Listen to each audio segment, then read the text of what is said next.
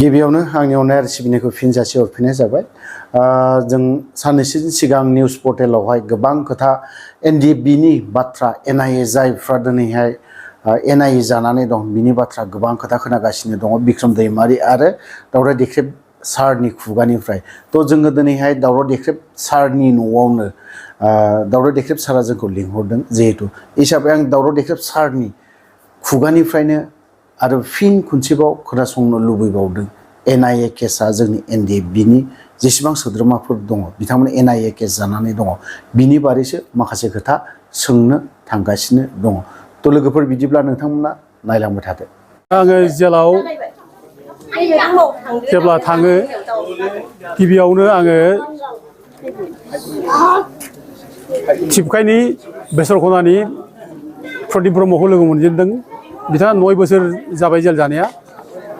दा बिथाङा ओरैबायदि गाज्रि अबस्थायाव दं दा बियो। दा सारा बुंनो थाङोब्ला लाइफआनो बेना बरबाद जाबाय होननानै जों बुंजायो। बे 9 बोसोर जेल जानाया धेमालि नङा। दा बे दङ, दा बिराद दुखु जायो। दा जोंनि अबस्था मा जागोन सार, जोंनि अबस्था मा जागोन आंनाव सोंबाय थादों बियो। जों गगोन ना गला, बिटिआर सुक्तिनि गेजेरजों गनाय खोथा दंमोन, गना गला बे बाथ्राखौ बे बुंबाय थादों। आङोथ' मा बुंबावनो, आं बुंदों बिटिआर एकर्डनि गेजेरजों गथारनांगौमोन। जोंनि लिडारफ्रा दाबो जुदि सरकारजों रायज्लायनानै मोजां मोनसे माबा गोहोम खोख्लैनो हायोबा, सरकारा दाबो हगारनायनि माबा दङ, दाबो हगारनो हायो। दाउदे जोंनि लिडारफ्रा बेखौ रायज्लायनांगोन, आं बे बाथ्राखौ बिदि बुंनो हादों। दा बेजों लोगोसे आरोबाव आङो उनाव जों मास मोनसे जानायनि उनाव जेलाव मास मोनसे थायो। बिनि उनाव हठात माने एनआइए केम्पनिफ्राय आरोबाव गान्दा बसुमतारी होननाय बे माबानि झारबारिनि बे फैदों। ओमफ्राय बुलेट बसुमतारी होननाय बे माने कसुगावनि सरि बे माबानि मा होनो बे पाटगाव माबानि साहा जायो। दा बेबो फैदों, सानै एनआइए केम्पनिफ्राय फैदों। दा बिसोर क'क्राझार कर्टआव हाजिरानि थाखाय लाबोदों। दा बेखौबो आं बेयाव जेलाव लोगो मोनदों। दा बिथाङा जेब्ला आंखौ लोगो मोनो अब्ला खोब दुखु जादों। बिथाङा आंखौ बुंदोंमोन, सारखौ जोङो एनआइए माबायावसो लाबोसिगोन होननानै जों मिथिदोंमोन, ओजों गावसिनि केम्पआव लांसिगोन होननानै मिथिदोंमोन। बिदि होननानै बे बिथाङा आंखौ बुंदों आरो। दा जों बेयाव फैनानै नोंथांखौ लोगो मोननायखाय जोबोद मोजां मोनबाय। बे बाथ्राखौ बे बुलेटजों ओमफ्राय गान्दाजों बुंदों। दा दुखुनांथाव बाथ्रा बेनो, बे जोंनो जाखिनि खिन्थादों बिथाङाथ' न'खराव रावबो गैलिया। बिथाङा गावनि हिनजावजोंबो गारजाबाय, बेहा भबिसत जेबो गैलिया बे गान्दा बसुमतारी होननाया। दा बिसि गारजाबाय आरो बेजों लोगोसे बिनि फिसाजो दंमोन, न'आव दंमोन, गोदाव सोराव रावबो गैलिया। दा फंबाय सासे दङ, बे माने फिसाला, गान्दानि फिसाला थारमाने, बे गान्दानि फिसाजोनि फंबाय थारमाने, आं बेखौ बुंदों आरो। दा सानैजों थायोमोन बिसोरो। दा गाज्रि दुस्थ' मानसिया बे गान्दानि फिसाजोखौ न'आव थांनानै रेप खालामना गारबोबाय। दा बिनि सायाव केस जाबाय। दा केस जानानै बे जेलावनो आरोबाव बे गान्दानि फिसाजोखौ रेप खालामग्रा जेल जानानै थाबाय। दा ओरैबायदि ट्रेजेडि माने जिबन गान्दानि जिबना, गावनि फिसाजोखौ रेप खालामग्रा माने गाज्रि मानसिखौ बे जेलावनो बे लोगो मोनबावनांबाय। बेसेबां दुर्भाग्य बियो। आरो लोगोसे बिनि फिसाला दा माने माबायाव दङ, न'आव खुनुरुखुम मिरु जिरु दङ, बे अबस्था बिहा। दा बे गान्दाया आंनो खोन्थानाय बादिब्ला बे एनआइए माने केम्पआव गावसोरखौ खुनु बिसार खालामाजासे दोनबाय थादों जेलाव, एनआइए जेलाव। जे दिनै बिसोरो 8 बोसोर जाबाय जेल जानाया। 8 बोसोर जाबाय। दा बिसोरो जेल माने बिसार जायाखै, उइदाउट बिसार बिसोरो जेलाव जोबनानै दोनदों। दा एनआइएआ बुंबाय थादों जाहैबाय जे नोंसोरो थाबनो रायज्लायनानै थिग खालामदो, नोंसोर लिडारफ्रा मानो रायज्लायनानै थिग खालामदिया, सरकारजों बुजावराव फैब्लानो नोंसोर गलांगोन ओरै होनदों। नोंसोरना दाबो बिसार जायाखै। दा नोंसोरा जुदि बिसार जायोब्ला नोंसोरो हयथ' लाइफ लं नोंसोरो जेल जानो हागौ। दा नोंसोर थाबनो नोंसोरनि लिडारफ्रा रायज्लायनानै सरकारजों बुजाफ्रा खालामनानै नोंसोरो गलांदो, थाबनो नोंसोर गलांनाय बेब'स्थाखौ खालामदो। नोंसोर लिडारफ्रा रायज्लायाखै बेबायदि बाथ्राखौ सोंबाय थायो जादों। आंनो गान्दा खोब दुखुनांथाव खोन्थाबाय। दा बे माने ओरैबायदि माने माबायाव दङ, दा अखर बसिनाव दं। दा जुदि एनआइएआ बिसार खालामब्ला बिसोरो सारा जिबन जेल जागोन। बिसोरो बेखौ गान्दा बुंबाय थाबाय, जोंहा उफाय गैया, ओरैबायदि केस गिदिर सार जोंनि केसा, जोङो जै बिसार जाबाय जों सारा जिबन जेल जाखागोन।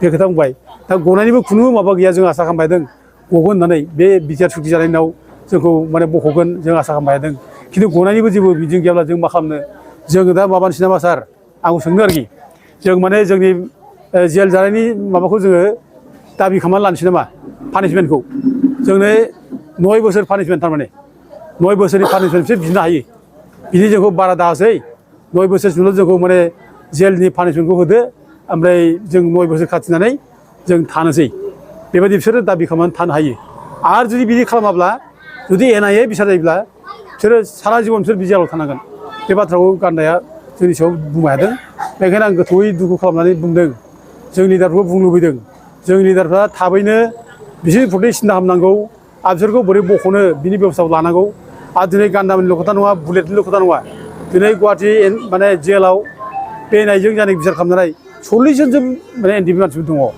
दा बिसोरनि अबस्था मा जागोन बिसोरखौ नायनांगोन आंथ' ओरैबायदि दुखु मोनबोदों दा जे जोंनि माने बर' जोहोलावफ्रा जायफ्रा बर' जाथिनि थाखाय नांबोबाय बर' रायजो नांगौ होननानै जुजिबोबाय अस्त्र दैबोबाय 30 बोसोर नोङो जुजिबोबाय आरो दिनै बिसोर जुदि जेलाव माने आलाय सिलाय थानाङोब्ला सोरबा जेल जागोन लाइफ लं जुदि जेलाव थानांगौ जायोब्ला सोरबा जुदि फासि जायोब्ला बेबायदि दुखुनांथावसिन जाथियाव जेबो थानाय नङा आरो बे जाथिनि थाखाय मोनसे गिदिर अभिशाप जागोन बे जाथियाव रावबो सासे जाथिनि खामानि मावग्रा उजिनाय नङा दा उथे जोङो दिनै बयबो बुजिनांगोन जे जायफ्रा जाथिनि थाखाय जुजिनानै जेल जाबाय बिसोरखौ जों बोरै लाबोफिननो हायो न'खराव न'खरनि बिसि फिसाजों बिमा बिफाजों बिदा फंबायजों बोरै ज' गोरोबलायफिननानै थाफैनो हायो जों बिनि बेब'स्थाखौ जों दिनै खालामनांगौ आं बेखौ लुबैयो आं दा एनआइएनियाव जानाखि माबायाव दङ जेलाव दङ एनआइ बिसार जानो खालामजानाय आं बेखौ नायनो थांनो होननानै आं खोथादों आं थाब नायगोन नैबे देहा जुदि आंना मोजां जायोब्ला आं थाब नायगोन सारा माब्लाबा एनडिएफबिनि बेबायदि एनआइए केस जानाय सेंग्राफोरखौ जेलाव थाङिनि सिगां लोगो मोनफेरदोंमोन आरो बेबायदि जोङो माने जेब्ला बाहेरायाव दंमोन जोङो जेल जायाखैमोन अब्ला जोङो बिदि लोगो मोनफेराखै एनआइएजों बिसार खालामनानै जों बिदि लोगो मोनफेराखै आरो जे एनडिएफबिनि मानसिफ्रा जे जेल सिङाव बिराद भुगिनानै दङ बिराद खस्थ' जानानै दं जों बेखौ जेलाव थांनानैसो बुजिदों बाहेरायाव जों बुजिनो हायाखै जेब्ला गाराय जायो जों गारायखौ बुजियो बेयो सानाया बेसेबां थायो जों मिथिया गाराया बेसेबां सायो जों मिथिया खिन्थु जोङो बाहेरायावल' जों खोनादोंमोन एनडिएफबिनि समस्या बाहेरायावल' जों सावरायदोंमोन एनडिएफबिनि समस्या एनडिएफबिया जेलाव दङ बिसोरखौ बख'नांगौ बिसोरखौ मानो दाबो बख'दिया जों बाथ्राखौ जों बुंबाय थायोमोन जों जेब्ला स्वयं जों जेलाव थांनानै जों नुयो ओरैबायदि बिखा गावदों बिराद दुखु मोनदों माने जों माने बिसोराव जेब्ला जेलनिफ्राय माने जेलाव दोननानै जों ओंखारबोयो अब्ला बिराद गिदिर गावखौनो मोनसे दाय मावनाय बायदि आं मोनसे अनुभब खालामो आरोखि बिसोरखौ जों आलाय सिलाय जों गारना फैनाय जाबाय जों जेलाव एखेलगे थाबाय गारजेन बायदि जानानै थाबाय दा जों बिसोरखौ अना खाना जों जेलावनो जों माने नारसोन दोननाय बायदि जाना फैबाय जों बिसोर जेबो सहाय होनो हानाय जायाखिसै आं जोबोद दुखु खालामदों बिसोरनि अबस्थाखौ आं जेलाव नुदों जेलाव जेबो गैया रावबो नायग्राबो गैया बिसोरनाव बिसोर आय होनग्राबो रावबो गैया जेलावबो माने जायफ्रा दङ न'आवबो माने रावबो गैया दा दिनै बे गान्दामोननि खोथा बुलेटनि खोथा न'नि मानसिया बिसोरखौ नायनो थाखाय जेलसिम नायनो थाखाय फैसा गरसेबो गैया आं गान्दानो खुनुरुखुम माने 500 थाखा होदों आंहाबो फैसा गैयामोन जेलाव न'नि मानसि नायफैनो हादों नोङो फैसाखौ फैब्ला बेनो हरदो होननानै बेनो गान्दानो 500 थाखा होदों आरो बेल' नङा गोबां मानसि दं एनडिएफबिनि मानसिफोर एनआइएनि बादैबो दा बिसोरनि अबस्थाबो ओरैबायदि गाज्रि दा जेल जाबाय गोबांनो सोरबा माने एनडिएफबिजों लिंक दं होननानै दा गोदान जेल जानाय दङ गोदान केस होजानाय नै दाखालिसो आरोबाव जों गनायनि सानसे सिगां बेंगलनिफ्राय सासे बर' आरोबाव बेबो बेंगलनि बर' बेबो थारमाने जों लिडारफ्रा बुंनो हाबाय जे माने माव थांनाङा खराव नुजानो नाङा केसा जोबसिगोन खराव माने एफआइआर जानांगौ होननानै नुजायाखिसै लिडारफोरनि खोथा लानानै थाबाय दा वारेन्ट फैबाय वारेन्ट फैनानै दा एरेस्ट जाबाय दाखालि बेंगलनि सासे एनडिएफबिनि गथ' दा जेल जाफैबाय बेबायदि जुदि अबस्था जायोब्ला जोंनि माने भबिसतआ जोंनि गथ'फोरनि एनडिएफबिनि भबिसतआ मा जाबावगोन आलाय सिलाय थैगोमा जोबसिगोन नामा बिदिनो आलाय सिलाय जेल जायै जायैनो जोङो जोंनि लाइफखौ नस्थ' खालामसिगोन नामा दाथ' बिसोरनो लाइफ नङाना बिसोर लोगोसे न'खरनिबो लाइफ थाबाय न'खरा थाखा फैसा थांजोबसै बेनिखौ नायनो थाखाय बिसोरखौ जेबो खालामनो हालिया दुखु जाबाय थानोसै असान्ति कि असान्ति दा उथे दिनै जेलाव जानाखि जोङो नुबाय एनडिएफबिनि अबस्थाखौ जों बिराद दुखु खालामदों बिराद दुखुनांथाव जों जेरै बाहेरायाव फैनानै जों एनडिएफबिनि बाथ्रा बुङो दा जेलाव जाय थांगोन बे बुजिगोन जेलाव जे बिसोर बिराद मिरु जिउ दङ बिसोर बिराद दुखु दाहाजों दं बिसोर गाबबाय बायो बिसोर न'आव फैनो लुबैयो जोंबो माने माबा गलांगोन जेराव सोंबाय बायो गनायनि बेबस्था दं नामा जोंखौ गनायनि मोनसे राहा लानो हायो नामा बे बाथ्राखौ सोंबाय बायो दा उलथे जोंनाव बिखायाव गावो बिखा गाबो जोंहा दुखु फैयो दा बेफोरखौ जों बोरै बख'नो दा जों लिडारफोरखौ जों ओंखायनो खावलायनो लुबैयो लिडारफ्रा नाय थां बुजिनानै फै ओरै सा बुंबाय जाबा रावबो नायाखै दासिमबो खुनु लिडारफोर नायाखै बेखौ जेल जाग्राफ्रा एनडिएफफ्रा बुङो जों सिगाङाव खुनु आफादनि नेताफोर नायाखै बिटिआरनि माने नेताफोर नायाखै बेखौ बुंबाय थादों दा गथिखे आं दिनै आङो नोंथांमोननि बे मिडियानि थ्रुयै आं खावलायदों जोंनि आफादनि नेताफ्रा नायनांगौ खबर लायनांगौ आरो बोरैबा समाधान जायो बिनि समाधाननि बेब'स्थाखौ जों लानांगौ ओरैनो जों रायज्लायगासिनो दं ओरैनो जोङो माने बिसोरनि गनायनि बेब'स्था खालामगासिनो दं होनब्लानो जानाय नङा दिनै खुदाजों बुंदों खिन्थु ओरै फारसेथिं गुबुन मोनसे माने प्रब्लेम जागासिनो दं गोदान माने मानसिया दिनै जेल जागासिनो दं सासेबो गनायनि लामाखौ नुवाखै दा गथिखे दिनै बुंनायनि बादैबो जों बांसिन खामानि माव बोरैबा गयो बिनि राहाखौ ला आं बेखौ दिनै नोंथांमोननि मिडियानि गेजेरजों आं आफादनि नेताफोरखौ खावलायहरो